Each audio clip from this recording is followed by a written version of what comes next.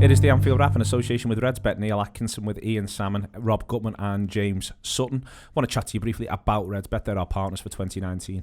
They do a lot of work with fan-related causes and fan-related media. We're very, very pleased to partner with them.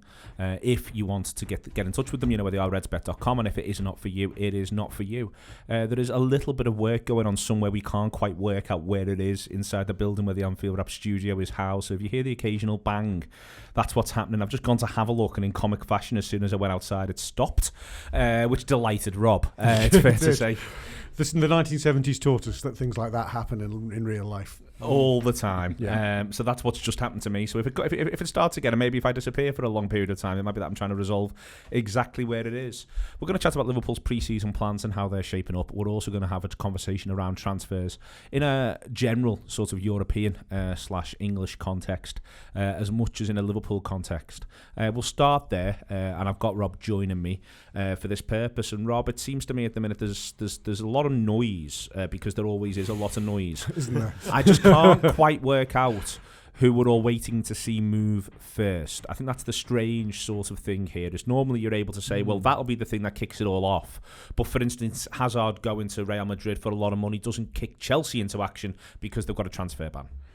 Yes, so now over to you, Paul Pogba, who has been sort of telling the media that he's definitely ready for his new challenge. United have been telling the media that he's definitely not getting a new challenge. But that feels like the big transfer that could happen not within our league, from our league outwards. The big one that should come into our league that might knock things around. Gareth Bale intrigues me because he surely can't endure another unloved year in Spain. That would be nuts. All the word seems to be Bale to United, and United have got literally nobody they can sell to make any money. Well, they don't. Nelson. United seem to be, if you can call it briefing that they don't want Bale. He's not on their list. There seems to be you sense with United a dawning that they don't want to be that club, the club that wastes money on Alexis Sanchez, that wastes money on Lukaku and even Pogba. I think they don't want to be that club again. And I think that's why they may swerve Bale. So Bale back to Spurs then, because Eriksen's on the move? Yeah, I'd maybe Modric on that one, because Eden Hazard's took number 10, or at least is now Eden Hazard 10 all over his Twitter that Real Madrid have pushed. And Modric, there was talk that he might move last summer. I wonder whether or not Modric moves back to Tottenham or moves somewhere, at least a payday somewhere. Yeah, I mean, in terms of your question was which is the domino if there even is one, there is one. Well, there's big talk about Neymar moving for. I think PSG. They sound like they also might be moving to a mindset I've just sort of alluded to. I think United possibly moving towards, which is to move away from the Galactico system. I think people. Do you know what I think's happening around here? I think people are looking at Liverpool, and I think they're looking at the way Liverpool have done things. This incredibly, incredibly organised, intelligent way that hasn't been, although, some people say you bought success and that we bought Van Dijk or Alisson, but, the vast majority of that team were bought for very, very modest amounts of money. And I think you can even, the noises coming out from PSG's owner or director of football saying he didn't want a star system. He wants people who really who are here to work, not play, was effectively his words. So I think that could lead to Neymar moving on.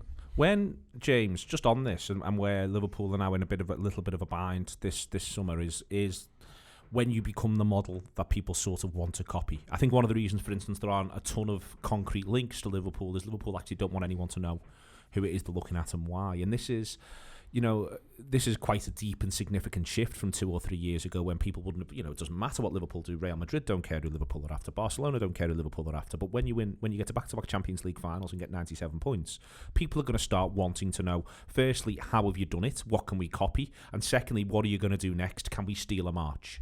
It's completely uncharted territory for me. Certainly in my lifetime, the club's never been run as well on and off the field. So it's fascinating for me to just to watch. But I'm sure there's a plan. I'm sure Edwards and everyone involved has a plan. That we have to now. There's an argument that says that we now step up, and we are looking at players, like Mbappe and players of that caliber. That they're players that are hands down going to improve the squad from the off, because we've already done the rebuilding, we've done the project side of it, and now we I won't say with a finished article, but we're certainly dining at the top table again. So now it becomes a case of you can identify one player in one position, and that's the person you go for. So it's certainly a fascinating period for the club. It's one, Ian, where I think everyone's trying to work out what the new normal is across all of Europe, and we're now sort of part of that. For instance, I'm seeing that Ajax this morning reported to say that they demand more than 80 million for David Neres, and I think there's a real sort of, I keep trying to work out what footballers are worth. Like I'm trying to sort of create my own index as to what's a decent price for a player at the moment, because fees seem to veer wildly from sort of player to player, and I think it's partially because no one quite knows. There's the skewing effect of the Premier League. There's other issues in amongst all of that. There's the super clubs on the one hand, and I just think everyone's sort of trying to just sort of work out exactly what things actually mean at the moment. Yeah, I think once again, we are part of skewing that as well, because I think the price that we paid for Van Dijk has kind of set a new normal for what you want for a top quality player. I noticed on Saturday night on the Sky Sports scroll bar that United are supposedly interested in West Ham defender Issa Diop for 45 million plus a player, and I was looking at it going, I honestly don't remember this lad from last season at all. How is this a 45 million pound player? Maybe he's a 25 million, but he's made no impact on me at all. Not to the level he would be that price of player. So maybe that is a new normal. Maybe a decent player is now 45 million, and your top rank, you're talking 70, 80 straight away. I think the thing is, although he may or may not be worth that, I think at that price he'd be 45 million, and his expected wage if he came to United now, I think he'd be around the 100 grand mark, right? Maybe 120 at a push if he's got a great agent. If United make a mistake on that player and he absolutely stiffs for them, it's no biggie. They'll offload him for 2025, and somebody will pay more or less those wages. So I'm sort of, to answer Neil's question that you put to Ian, I think, to your own internal question is, I think if you're buying below 60 million and you're not committing to a wage of more than 120 as an upper, these are upper limits. I don't think you're going to make, if you're a biggish club, you're not going to make a terrible mistake. Could I have a big chat with you about Hirving Lozano? Who? Hirving Lozano. Go on. So Hirving Lozano is my current index player, and what I mean by that is a player you can take a value conversation. So I'll let me get, for listeners, some listeners will know, some listeners won't. My people haven't heard of him. He scored 17 back-to-back seasons for PSV. So he's got 17 and 29 last season, 17 and 30 season just gone. So he's around 20 a season. Yeah. Plays as a winger, plays off a flank for PSV in a 4-3-3. He's a 23-year-old Mexican. 23-year-old Mexican who's done that for PSV, and he's got himself 9 international goals from 35 games at international level, but he's been playing since he's been pretty young. So that's his focus on his domestic stuff for a minute for me. He got 4 in Europe last season, but focus on the domestic. 17 back-to-back seasons playing as a winger. Champions League were they in PSV? I think they qualified and then they go from there, but don't worry about that right now. Okay. Napoli look like they've got a deal with him. Right. What's the price? This is good. Oh, jeez. No. What's the price? That's really good. And that's good, because I'm totally. How old is he again? 23, Mexican international. Well, if it was to Goes the by English, nickname Chucky. Don't tell me if he was English. Genuinely, he's coming from the Dutch league, having scored 17. I know, a season no, on not flanks. if he was English. But if he was coming to our league, I'd have a price which I think would be different. Instinctively going to their league, I'm thinking they're paying around the 30 million mark, 35. No. 50 million euros. Yeah. I meant euros, so that you So put mine up to 38. 50 million euros. So it's 50 million euros, and they're paying him for. They've agreed about what becomes after tax of 4 million a year salary for him after tax. Is the talk of the report. 80,000. I'm just getting this off a couple of websites. That's not my point. My point is, if you take this as a, so this is me back to sort of trying to say what does or doesn't constitute a good deal. It's 80,000 after tax. Yeah. So what does or doesn't constitute a good deal right now? That's a good deal. And you think that's a good deal? Yeah, that's a good deal because it's not a well, apart from the opportunity cost, it's not a terribly risky deal. He's got a profile where he could just go stellar. If he doesn't, I think he's likely to, as I said a minute ago, I think you offload him for 25 million to Crystal Palace in a year's time, and no one's worried about those wages. So it's a good deal. Yeah, I think if he's, let's put it this way, say he goes to Italy and he does those numbers there straight away, and he's 23, so he's still on his upward part of his curve if he's half decent. If he goes and does those numbers there, he's quickly worth more than that money. Quickly, I think.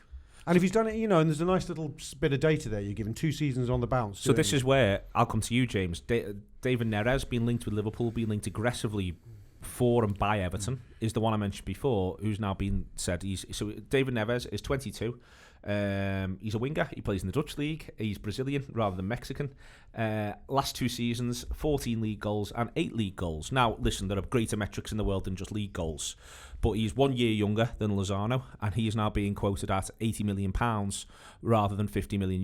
And this is what I mean when I say, well, what's the actual price? That it seems really difficult all of a sudden for anyone to be able to put the finger down on what the price is. And from Ajax's point of view, they're possibly thinking, we could get 80 million quid for this lad, and really, as he absolutely looks good, he's a good player, we all like him, and he's a lovely member of the squad, brings the coffees in the morning, but there is a thing there, isn't there, where they're probably thinking to themselves, we can cash in, and I think there's a fair bit of this going on around Europe. Yeah, absolutely, but there's also, you know, someone's only worth what someone else is going to pay for them. I mean, there's that as well. You know, I think Rob was saying before about if you're coming to this league as opposed to if you're going to Italy, the price can vary hugely with some of the prices that are being thrown around in this country already, and it's tricky. It's very, very tricky because it could all fall to pieces. It could be an absolute disaster. But then again, like you say, you've got the Salon price, and you've got the fact that he is still very young. The world's gone mad. I think there's an Ajax price, by the way, in this. So do I. Ajax do not want to be absolutely ravaged, so they're resigned to and I think De Ligt makes them financially comfortable. They'll get their 80-odd million for De Ligt, and then they're into that we don't have to sell anybody else, but if they're going to bend our arm, they're going to pay an absolute premium. There's another couple of factors. Neres has latter stages of the Champions League pedigree now, whereas your other lad doesn't. Yeah. And that you know, counts for something. That does count for something. The other thing is, you know, we both don't know a lot about either player. So we're just looking at some fairly raw data. You know, you could compare, I don't know, Eden Hazard's numbers aren't that much greater on paper than Callum Wilson's maybe last season. You take out the pens, but there's a world apart between them. I think those aren't fair. I think probably there is a distortion because Ajax have gone where they've gone and because they don't want to sell. But just go on. So can I just distort this a little bit further? Yeah, that's what I was going to do anyway. Are we possibly moving into another era of the absolute power of the super agents? Because notably Lozano's agent is Mino Raiola. Oh, sorry. Oh, yeah. Really sorry and about that's that. his theme music. Okay. And here he is. Hello, everybody. Is that your Mino Raiola voice? Marvellous, well done. Well done, go on. Genius timing. That was better timing than the banging starting again when you sat down. So that's Mino Raiola. I don't know who Neres' agent is, but it's the same agent as Richarlison and Bernard. So are we looking at a point where these lads are going, everything is currently skewed, how much money can we make from everything now? I think there's every chance of that, and I do think that's why, for instance, and I'll bring it back into a semi-Liverpool perspective, because Rob, we do all the transfer shows, you do them on Tour Player, and we do them on the videos. And we did the transfer committee show, and the one I wanted to see us go for is the now legendary Portuguese wonder kid, João Felix. Oh, João Felix. They laughed at me last season when I actually did. Me and Mo, I think, were doing, and Glenn Price were doing short video transfer shows at 5 minutes, and I kept bringing João Felix up, and like 19-year-old Portuguese kid, and it was like, come off it. You know, there have got to be other names out there. Now he's, not that I knew, but now he seems to be... you called it. Well, yeah, let's say that. I love the fact that you can be a legendary wonder kid. He's now a legendary wonder kid. Well, now, there's an interesting price inflation one. And I wonder if there's an Mbappe factor going on there, that everyone's waiting. I mean, Mbappe was fairly unique, I think, in recent years, wasn't he? That he, at 19, or only just 19, even at 18, people went... Actually, looking back, and I still can't believe it was taken as, okay, that's fair enough. 200-odd million for a 19-year-old was ridiculous. And he'd only had one breakthrough season, really, at Monaco, albeit some nice performances in the Champions League. That was crazy, but the world went, no, but he's obviously worth it. And the world was right, by the way. But I think... there's a danger now that people think it's a given. There's a 19-year-old out there at any one given moment who is worth a ridiculous amount of money. And I think this year it could be João Felix's turn. Somebody's going to get burned. Somebody's going to get burned. Do you think? So you think that João Felix could be the one who's going to get burned? I don't know, because I've not seen him. I mean, the minute you watched Mbappe, you kind of went, yeah, I kind of get that. So to pull back to Neres, so we've We've gone from Irving, my friend, who I've decided is my marker point, my index link. We now move forward into Neres with his link to 80 million. That's what it'll take because Ajax, as you say, Rob, rightly so, do not want to find themselves ravaged. And De Ligt is going, and it'll do a lot of favours for them so they can play harder ball when you get to Neres. And then the next one along the line, therefore, becomes João Felix, where there's talk that it might be 100 million. But if you're talking about Neres at 80... Oh, yeah, well, I've seen 120, so that depends with it. But, so, yeah... I mean, Felix, I don't think he's even a regular in the Benfica team, or if he is, it's literally post-Christmas. So, and I've been going somewhere here, and I'm going to put it to each of you now as we move this along and out of this space and into the next space, is 2 questions. What do you think Liverpool's headline fee net spend will be, and what do you think the biggest purchase Liverpool will make will be? Lozano's 50 million. Neres linked at 80, João Felix 100, possibly 100 plus. Just throwing those figures around. As I say, there are other footballers who may be moving. There's talk that Pogba, if he goes, will go for over 100 million, which is its own conversation. There's the idea that Ziyech at Ajax has got a 25 million release clause. It's interesting that, for instance, Brandt went at 25 million earlier in the window to Dortmund. That's done and dusted because he had a release clause. Release clauses are another factor in amongst all of this. So, it's going to release clauses therefore distort the wage market. I know people should be factoring them in, but if Ziyech if he goes 25 million, well, if all these other lads are worth 50 and 80, I'm somewhere in between them possibly, given my season. Therefore, if you're saving 40, 50 million on my transfer fee, that's going into my pocket, or most of it. So Ziyech could move for a spectacular wage package this summer. It does feel like, listening to you talking about some of the numbers, Neil, and I should have been processing this, but a market that's been inflating insanely for the last 2 years in particular is continuing to inflate insanely. I mean, I've been balking at the numbers being talked about for Pogba because I would have said that lad's not had a good couple of years at Man United, and he wasn't great last season apart from a mini purple patch where he got penalties galore. And I wouldn't have said he's worth 70, 80 million. United said they won't take less than 150. I thought, well, they're taking the piss here. But actually, you're looking at it now going, even a slightly compromised, damaged goods Pogba is still probably worth 100. Worth what someone will pay. Worth 110, 120. So what will we pay? Ian, what do you think? So, I think we all know at least the profile, at least on theoretically. Liverpool are looking for a forward. They are also market interested, if not as planned and structured as they've been in years gone by. I think that looks like it's the case now. I could be wrong about that. I might be giving them a greater service for years gone by, but I don't think I am. What do you think Liverpool will pay for one player? What will be the biggest fee they'll pay? And what do you think will be the net spend of Liverpool? Well, basically, we kind of had that conversation on, I think it was last Friday's Gusser, me, you and Dave. I think it was. And we're talking about what Liverpool are realistically looking at, and there was no sign and no indication of a really big purchase, no indication of any like marquee signings as it would be. Given the FSG since he came in, the net spend each year has been roughly around 30 million. I would have to guess if we were to go big somewhere, we're probably looking at a maximum of 50 million net spend, given we've got players that we will be selling. So we're looking at if we sell Harry Wilson instead of keeping him for the squad, we'd be looking for 25 million. So what's coming in, I would think if it's a big summer, 50 million would be the top end. And I think if, from all the figures we just discussed, if we're looking at, I still think De Ligt would be the sign that we need. If we're looking at De Ligt for about 80, I think 80 is probably the highest we'd actually go for an individual player. But if we sign Kylian Mbappe in the next 20 minutes for 200 million, I will be very, very happy. Ian's going a 50 million-ish net spend. 80 million for one is the most he expects. James, what do you think? Oh, I mean, let's just go mad. 200 million net spend. Fuck it. Why not? No, I'm with you. I'm in complete agreement, mate. A couple of players that can rotate, come in and out. Perhaps a winger. There's been a lot of talk about another striker, but unless it's a marquee signing, unless it is Mbappe or similar, I can't see us breaking a £60 million net mark, I don't think. Rob? I see a couple of scenarios. I love a scenario. I think they'll internally they will be talking about how it's difficult to get value in this market, and as we've alluded to all through, it's easy to get it quite wrong.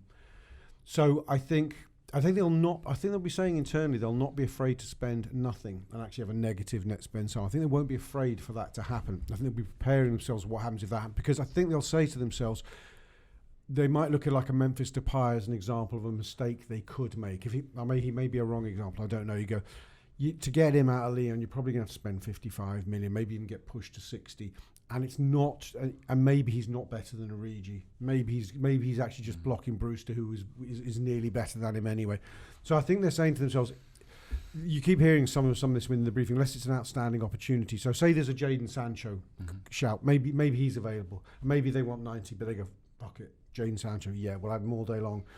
And then De Ligt's available as well. Great, we can do this. And the wage thing was all hype. He'll take a more reasonable wage.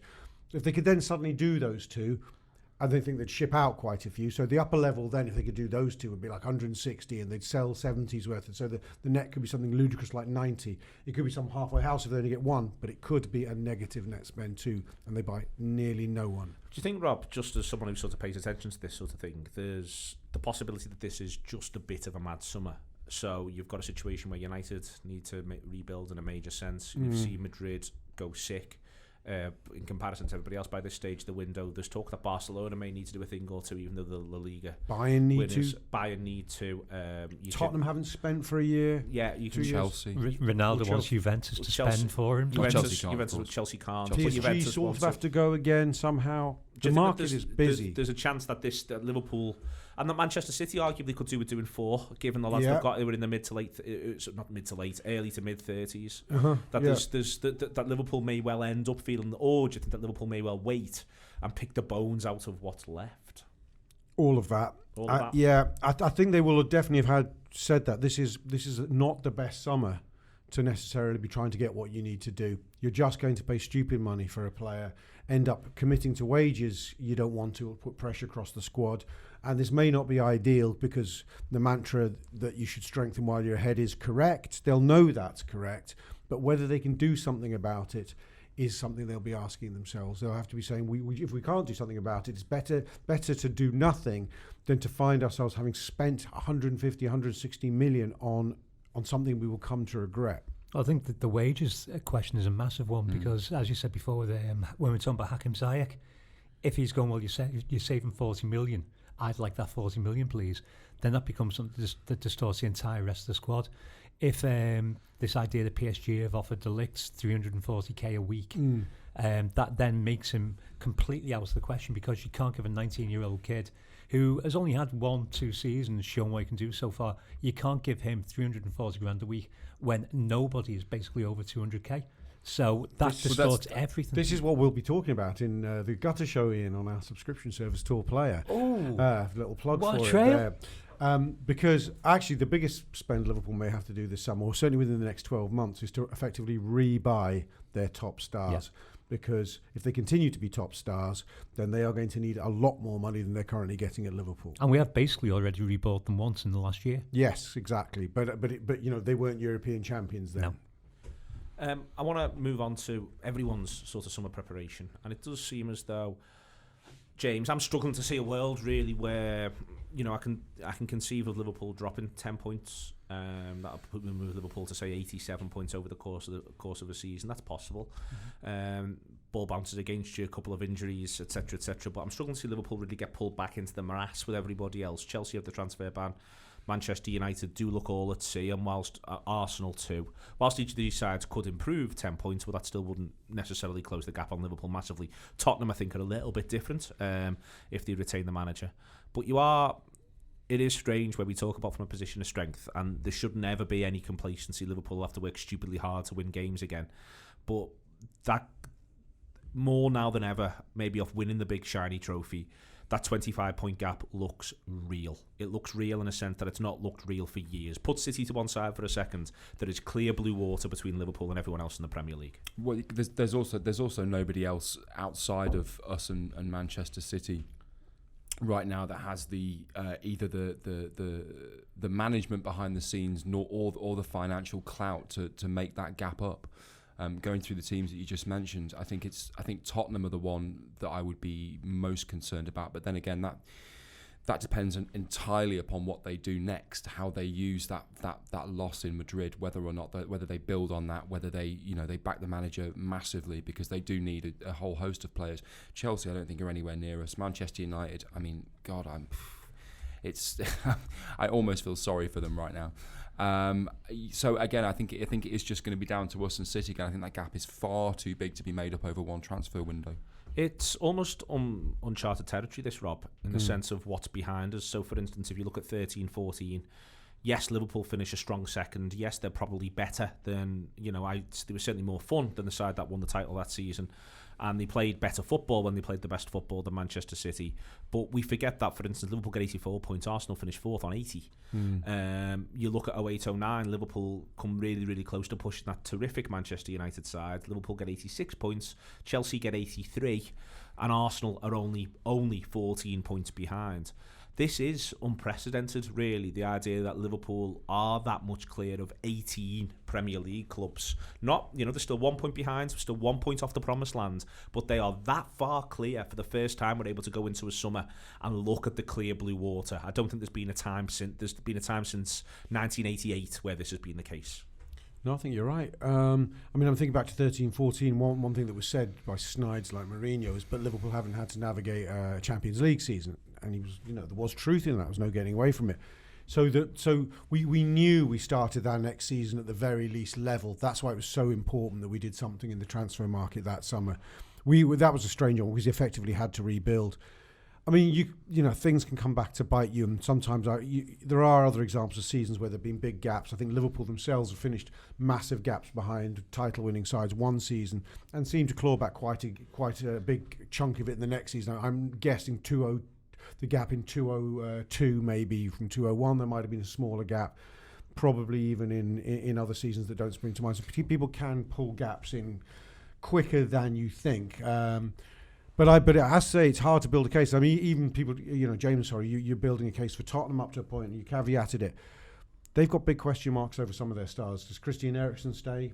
Looking odds against it at the moment, and that would be a big blow to them. Kane, hugely injury prone the last 2 years.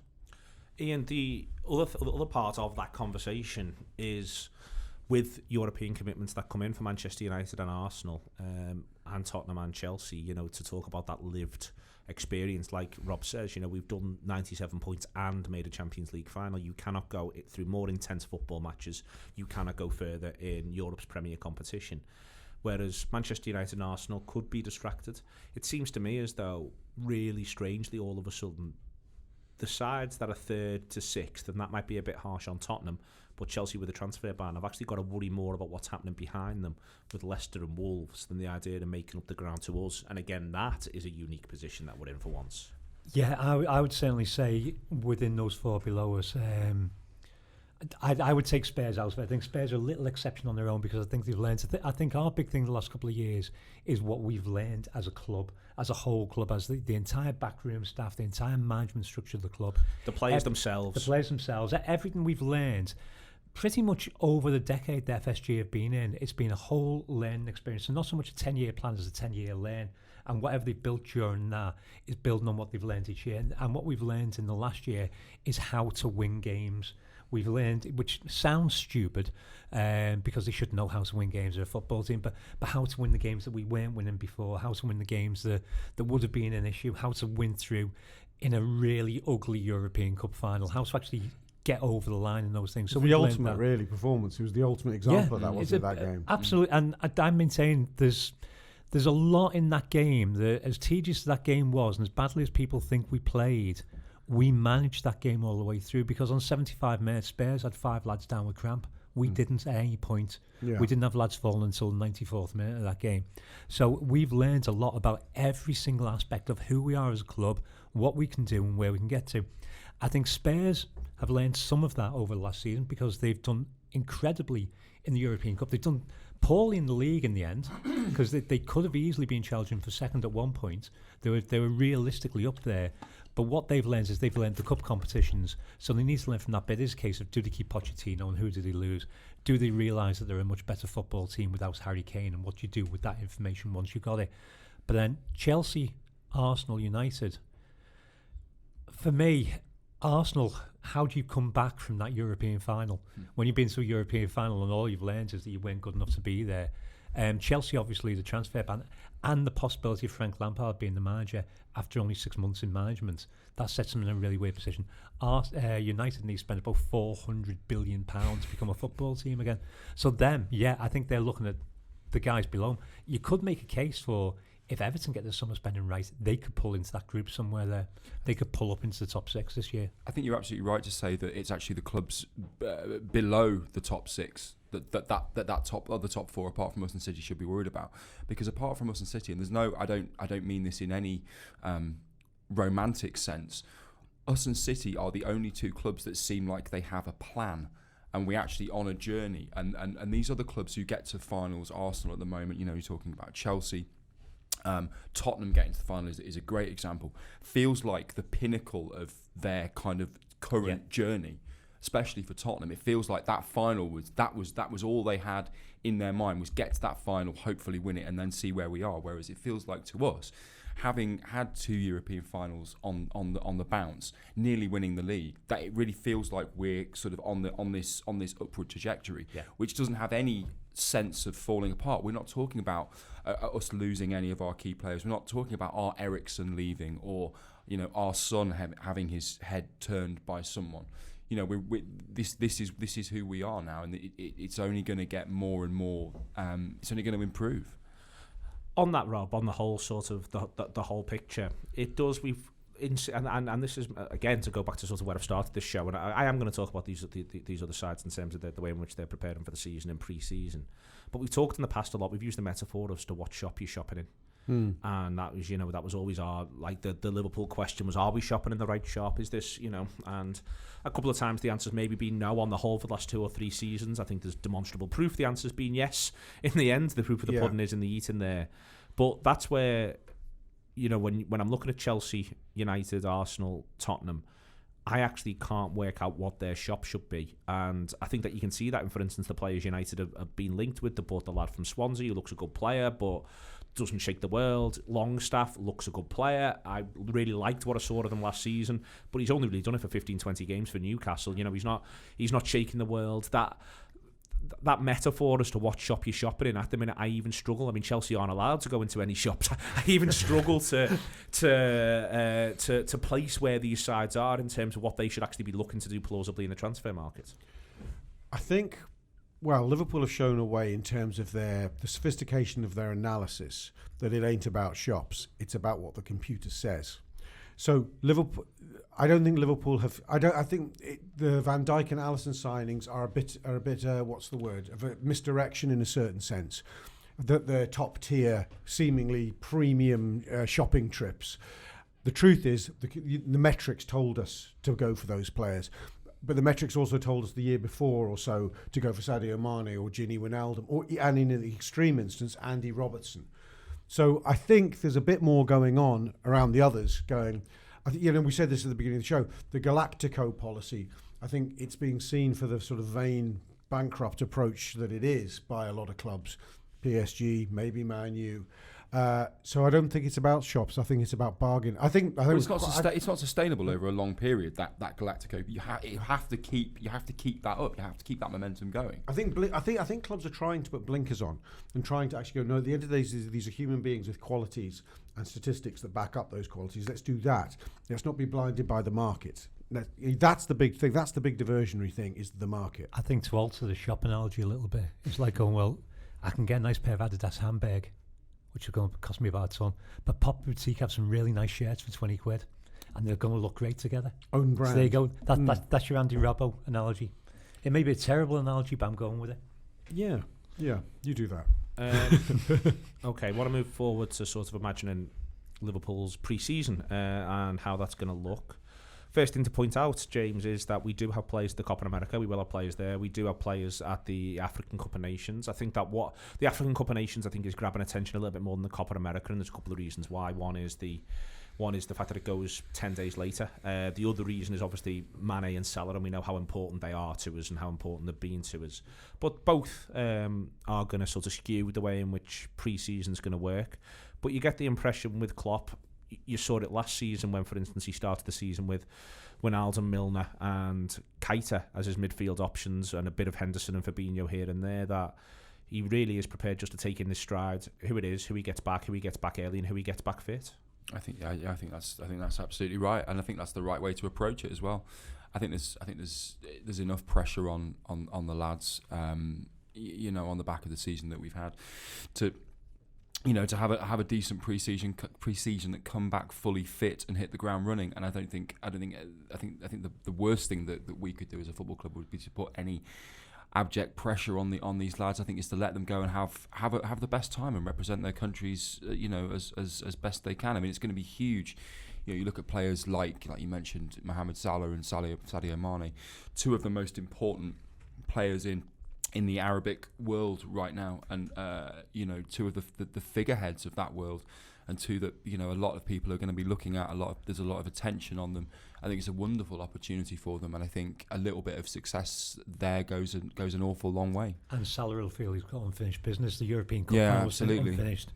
This is unfinished business for Egypt. Absolutely. Well, this is one of the missed parts of this, Rob, is that the tournament is taking place in Egypt. And I think that's we've sort of glossed over that a little bit in our conversations, and it occurred to me at the weekend that it's huge for him on a personal level. He is the world's leading African player. He is playing for the host nation, and I'm sure Liverpool, I'm sure Jurgen Klopp, as James has said, will have sent him over there with the very best wishes. That appears to be how Klopp goes about things. There's no side to it. There's no encouraging him not to represent. And Egypt will expect to reach the last four of this tournament as almost at a bare minimum. I'd have said I think that Egypt will be thinking to themselves they can go all the way. I think I'm right in saying the bookies' favourites, although not odds on by any stretch. I think there's something like 3 or 4 to 1 for the tournament. It's a fairly open field actually, if the betting's anything to go by on it. But I think Senegal should hit the semi-finals. Egypt should hit the final really, and on home soil. It is a lot of pressure on Mo, and I don't think it's a brilliant thing that it's been played in Egypt and he's got that pressure. I mean, yes, he'll be hugely looking forward to it. To win it would be magnificent for him. I'm not seeing that many wins from a Liverpool point of view. He could get injured. They'll make him play in the final, even if he's only got one leg, if he's got a niggle, all those kind of things. If he wins it, he'll become... Real Madrid will suddenly have to rethink their Galactico policy. All kinds of, I can paint sort of negative scenarios. And you haven't know it, aren't you? I just want to have a nice time, but listen to you. I don't. I just want him to be put. I'd like him to have a minor niggle in the first game and get put to bed, wrapped in cotton wool and ready for our season. I'm sorry, I'm being parochial about it. Can I go back to something just about our pre-season and the effect of it on that? I think it was interesting that summer where. Who was out? It was Origi and Sturridge had emerged as our primary strikers after the Europa Cup final win, but they were unable to play because I think they'd been with their countries to quite deep into the summer. And Klopp started pre-season with Firmino, Mane and Coutinho as a front three for the first time, and it was almost like, well, I haven't got a bloody striker, so you'll work it out between the three of you. And I think it was a serendipitous moment. It's been painted as though that was always his plan, this false nine move. I don't think it entirely... Origi got the bad injury against Everton, didn't he? That's right. So Origi had gone there, and Sturridge gets his injury against Bayern Munich, which is the last time he ran free. And you watch it, scored and got injured, and it was awful. But he wasn't available from the get-go, and I think that... in fact, I'm talking about the year before, Neil. It's the year before, where those three came together. It's actually the first time we moved to the false nine situation. And I think he will look with interest at the beginning of this pre-season. He will have his resources. He'll have good resources in defence and in midfield from early on in pre-season. Maybe not week 1, but by the beginning of week 2. But up front, he will be relying on, if they're fit, Shaqiri, Origi, Brewster, and who else? Possibly Harry Wilson. And possibly someone like Harry Wilson. If he's been told he's getting a chance to prove himself. Those are his forward options, really, from the get-go in pre-season, and really till quite deep into pre-season. So it'll be interesting to see how that pans out. It's interesting to compare our pre-season with other sides. Reece's on work experience done some work for us on it. Really appreciate it. And Man United have got 6 pre-season games currently in the calendar. I'm going to include the Community Shield from our point of view, but they've got 6 pre-season games. 13th of July the 1st, they're in Australia, and then they're in the Far East. Chelsea have only got 4 currently confirmed. Arsenal have got 6 confirmed. City have currently only got 3 confirmed. Chelsea's 4. 2 of them are again in the Far East. Yokohama's 1. City are in Nanjing and Shanghai. A couple of times that's confirmed, but nothing else yet. Arsenal are in the United States. They've got a couple, as we are. And I think Tottenham have got 4 currently confirmed, and they're in the Far East as well for them. We're sitting here, if you include the Community Shield, then City have got 4, Rob. And Liverpool have already got 8 games nailed on and in the diary, to the point that we had to postpone one, or more accurately cancel one, it looks like. And that's, we've seen this every year that he's been here, since he's been settled, the manager is, we talk about how much he loves a training camp, but he doesn't have to get to playing a lot of football in comparison to the rivals. I think what he does is, these games are for the squad, so you'll see a few of them very close together, especially in the final week. Actually, the Schalke one, I think it's sort of half intended that. There's 2 effectively in back-to-back days because of the way the time zones work in the United States. It's not quite like that in real terms. In the United States, there is a day rest, but there's 2 in 3 days in the United States. Yeah, I think you saw last season there was a glut of local within 50-mile radius pre-season friendlies where people were getting 45 minutes after 45 minutes. I think it's just Klopp has got to the point of going, what's the point in them running around Melwood endlessly? They might as well, they're going to play practice games at Melwood, they might as well play it against some lesser sides. And I think once you get deeper into it, I think he's considering those who are coming back into pre-season training later, and they need more games at that phase. So that's why I think he's done it. It's very intelligent, and I'm surprised we haven't seen more of it from other managers. It's Liverpool have sorted themselves out, so just go through all the games. It's Tranmere, Bradford, then in the States it's Dortmund, Sevilla and Sporting back, Napoli in Edinburgh, Lyon in Lyon, and then the Community Shield. There's also you get to see the level and the quality that they face ratchet up as well there, James. As I know different sides are at different phases of their own preparations. I mean, we battered Napoli last year in pre-season in Dublin, and then we went to Napoli and got beat 1-0 in a dogged affair, it's fair to say. So it is fair to say that everyone's at different stages when these matches come around. But Liverpool do seem to me to be, again, the speed with which these fixtures get announced.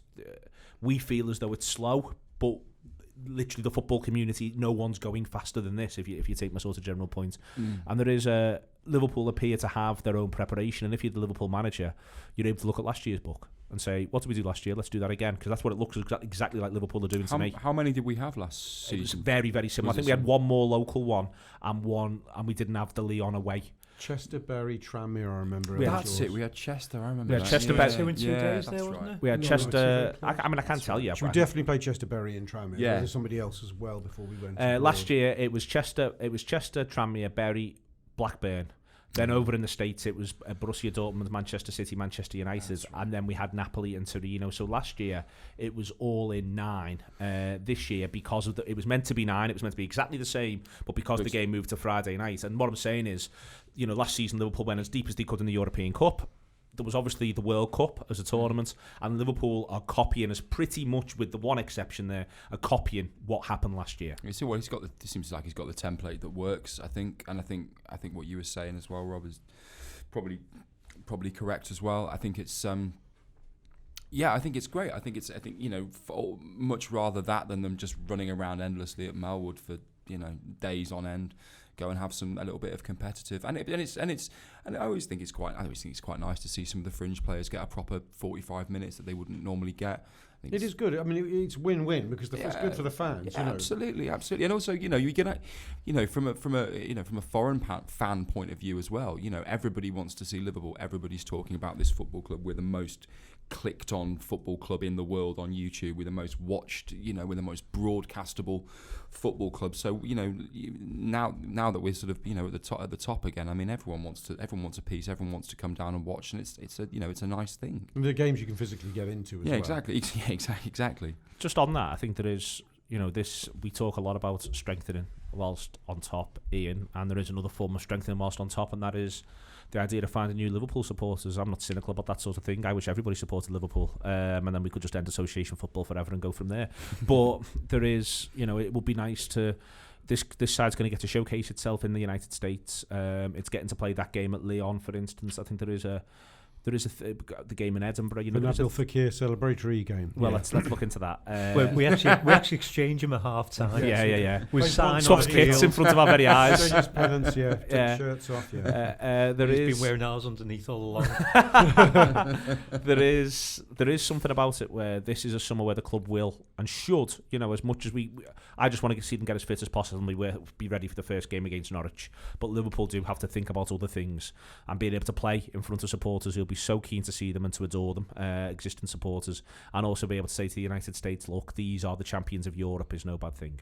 Yeah, you've got to think about the brand. Realistically, if you're the owners, you have to think about the brand, not just for the fact that you're generating profit, but for the fact that you're generating funds that can go back into establishing the brand further, growing the brand and growing it on the pitch. And that's what we've done so far. It's what we did with the Coutinho sale that brought us Alisson and Van Dijk. It's what you do in order to get your next big shared deal. So whoever the shared deal is next year, we want to treble what we're getting at the moment.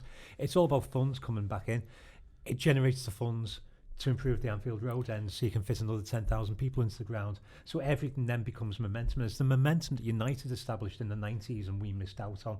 And the fact that we can go out and go, look, not only are we the best football team on earth, but we're the most supported football team on earth. It's a brilliant position to be in. I'm really intrigued by his United comparison there in the 90s, because the United in the 90s comparison was basically Ferguson walking into boardrooms and saying build more seats, and just repeatedly saying build more seats and build more seats and build more seats. It's a little different to that now. I think I'd like a world where it wasn't, Rob, but we are in a situation where it is different to build more seats, but it may well be build more brand. It may well be build more oomph almost, and it's striking that Liverpool do have a real opportunity to do that right now. Yeah, it feels like we're sort of in football money terms on the edge or at the beginning of a sort of a commercial tsunami. I think Liverpool were dominant in a period where it was commercially, football was flatlining. It had all the problems that it had, and hooliganism had blighted its image.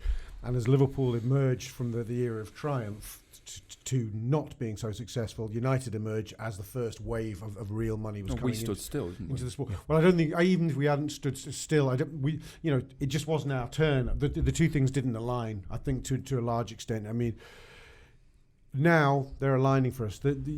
Money is going through the roof in football, and it does provide. What it does, it means that sort of in a way. I mean, it's a sort of an enlightened benefit of an accidentally enlightened benefit of supra-capitalism, in that the commercial deals, etc., are so dwarfing match day revenue that you might as well put another couple of tiers on stands just as a PR exercise. Because, well, the cost of boosting the Anfield Road, for example, what are they speculating? 50, 60 million maybe.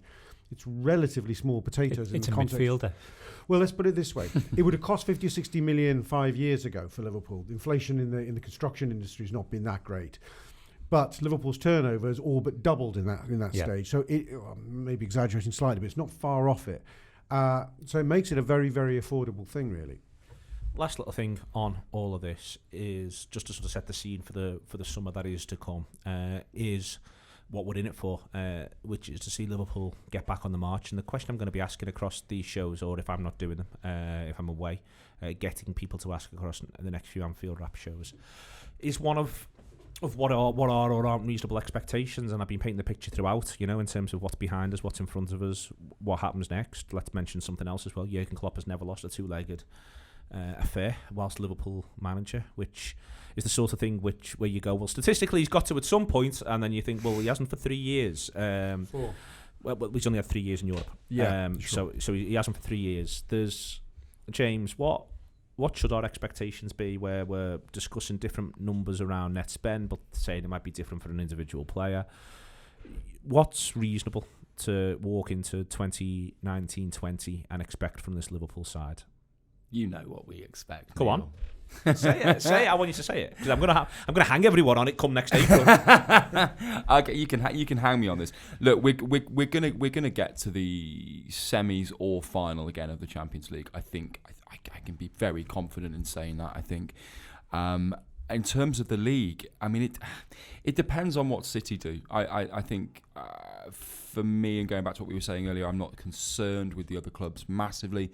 I think it's a huge gap to make up, and I don't think any of them have got the plan or the manager or the the current know-how to make that leap. So it depends on what Manchester City do.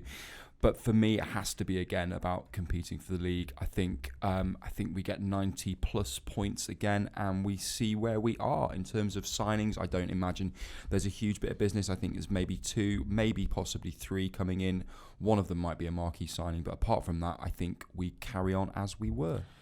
Are you expecting, is it reasonable to expect more of the same? Is it reasonable to say Liverpool should break 90 points? Is it reasonable to say Liverpool should get to the semi-finals of the Champions League? Yeah, all of the above. I expect that. I feel, I mean, me and Rob are old enough for this. I feel like the 80s again. My want at the beginning of last season, when I was talking to people I was working with at the time, it was a question, do you want the league or do you want the European Cup? I'm like, I want both. Why would you not want both? That's what we used to do. We used to do both. So let's have both. If you don't aim for both, you're not going to get both. So aim for both. I think I completely agree with James on everything there. I can't see anybody other than us and City who are likely to challenge for the league. I expect us to go deep into the European Cup again. I'm not thinking about the FA Cup and League Cup any longer. Beginning of last season it was, but it's kind of like I want a trophy. I expect a trophy of some kind. I hope for it to be the league. I would take the FA Cup. I expect us to challenge at the very top. What I want from the season is that I expect the lane to have continued. So I expect Jurgen and his backroom staff to have learned that if we stop Harry Maguire from equalising, we win the league. If we win at Old Trafford, and I know this really annoyed you on the day, if we win at Old Trafford against what was effectively an 8-man United team, we win the league. If we beat City once, we win the league. Any of those 3 things happening and we win the league, and they will have learned. That's the question they're looking at, is how do we then turn one of those 1 points or one of those losses into 3 points? Because one of those 1 points or one of those losses going into 3 points wins us the league next season. City may not drop as many points as they did last season, but they're still dropping from, what was it, 102 the season before? No, it was 100, flat 100, so flat 100 to 98. So they only dropped 2 points in total last season from the previous season. So we can win the league by changing one of those results. What do you think is reasonable? I agree with Ian. My first instinct is the way I felt as a teenager watching Liverpool winning things. I now feel I want us to win the league and the European Cup, and I will be disappointed if we don't. Is it reasonable to want that? It's reasonable to aspire to it because we're arguably the best side in Europe, certainly one of the top 3 in Europe. That's almost beyond dispute, I think, just right as we're sitting right now. I want us to, if we fall short, and we in either competition, to treat it the way we treated falling short when we were the best team in Europe, which was, this is a problem, we need to fix it. Like, we've had conversations recently about years gone by, Neil. I go, Liverpool were in crisis when Kenny in 87, 88. They finished second the year before. A shit second. So I want us to sort of, we may not finish. Look, at the end of the day, if Liverpool get over 90 points in the semi-final, the European Cup again, there are no flies on Jurgen Klopp or those players. That we will have to say once we pick ourselves up from our despair next summer at those outcomes, right? That will be true. That's now our minimum expectation. Whereas previously our top 4 was minimum expectation. Because the season that's just finished wasn't an anomaly. This is the norm now. To finish late 70s, which only a year ago was so respectable in points total, would feel like an unmitigated disaster, and to go out by the quarterfinals in the European Cup would too. So somewhere between those parameters, a truth lies. Okay, excellent stuff. Thank you very much to the 3 gentlemen in the room. Very much appreciated all of that. It is worth pointing out that Liverpool maybe got fortunate with a couple of late winners, but to get fortunate with late winners over the course of a season, you've got to hang on in there. If you have your luck, you've got to ride it, and Liverpool rode it, as did Manchester City for that matter as well, both last season and the season before. That's how football works. You can't decry luck. We all get it, and then it's what you make of it that counts. We will see how it goes, how the season develops. I'll ask other people that question in the weeks to come, and we will be right the way across everything on the Anfield app: transfers, planning for the next season, what Jurgen Klopp should or shouldn't be doing. Everything that you need will be to come. Thank you very much again to Ian, to James, and to Rob. It has been the Anfield Wrap in association with RedsBet. Very, very pleased, as I keep saying, to partner with RedsBet for all the work that they do across a number of different places, also under the Fans Brett umbrella as well. Enjoy your week. If whatever you're up to this week, let's all relax, enjoy the summer a little bit. I'm sure Jurgen is. And if you're looking to get a bit weepy one more time, have a little look at the cards Jordan Henderson's daughters did him for Father's Day.